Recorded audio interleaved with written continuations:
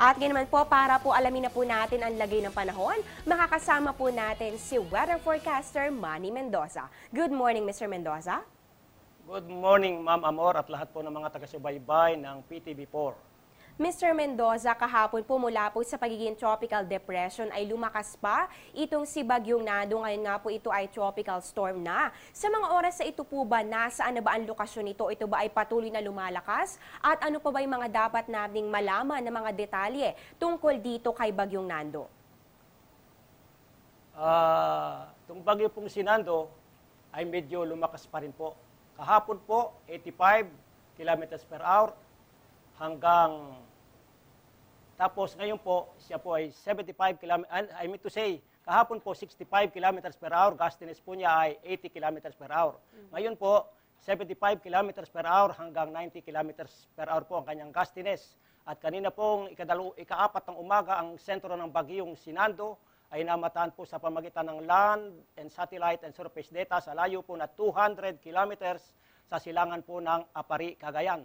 Taglay pa rin po niya ang lakas ng hangin na umaabot po sa 75 km per hour, malapit po sa gitna, at pagbugso po ng hangin na umaabot po sa 90 km per hour. Ito po'y kumikilos ng pahilaga-hilagang kaldura sa bilis na 15 km bawat oras.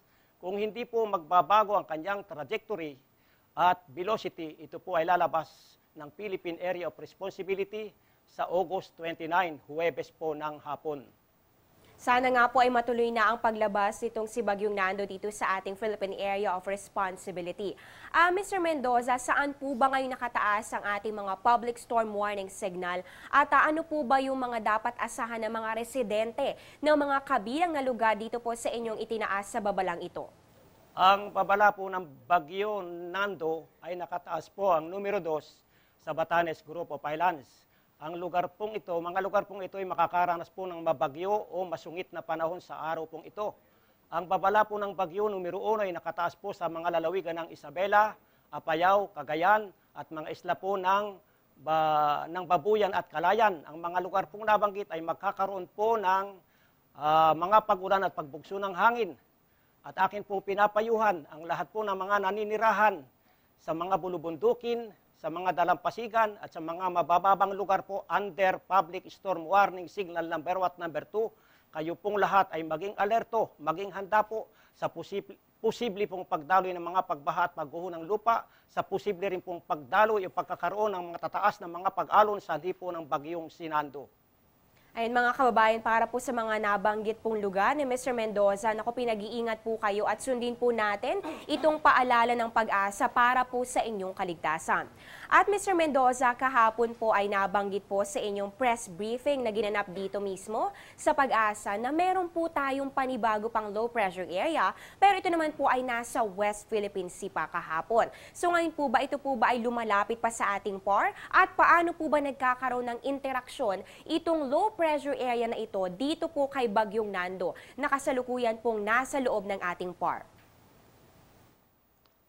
Ito po ay nasa bandang, yung pong nasa labas po ng Philippine Area of Responsibility, yun po ang LPA na binabantayan po ng Pag-asa.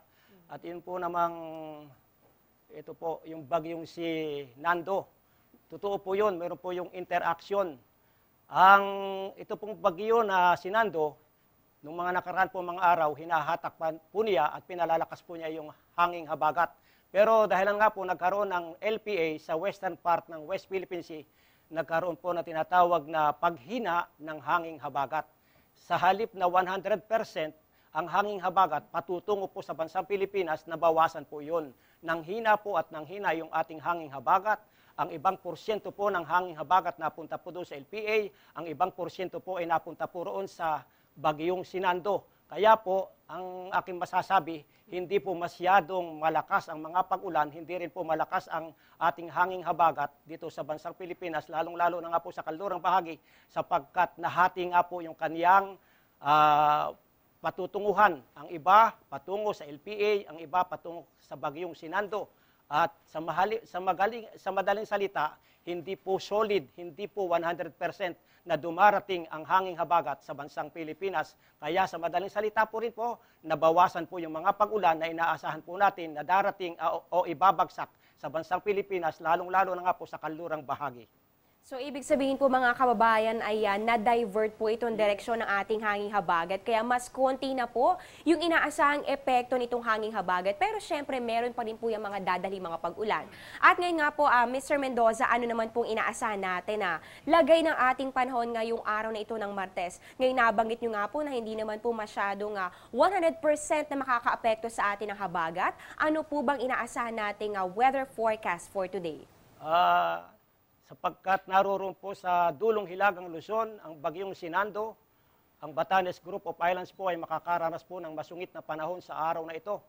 Ang tulad po ng aking sinabi kanina, ang mga lalawigan ng Isabela, Cagayan, Apayao, at mga isla po ng Babuyan at Calayan ay makakaranas po ng mga pag-ulan at pagbugso ng hangin.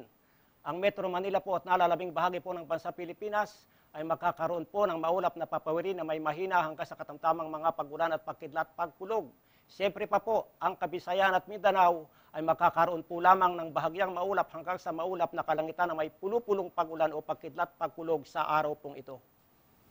At para naman po sa kapakanan ng ating mga kababayang mangingisda, saan po ba nakataas ngayon ang inyong gale warning para po malaman na po ng ating mga kababayan kung tutuloy pa ba sila sa kanilang pamamalaot? Actually, nakataas pa rin po yung ating gale warning sa karagatan po ng Northern Luzon, sa Central Luzon, at sa Southern Luzon, sa silangang bahagi po. At ang taas po ng alon ay 3 to 4.5 meters.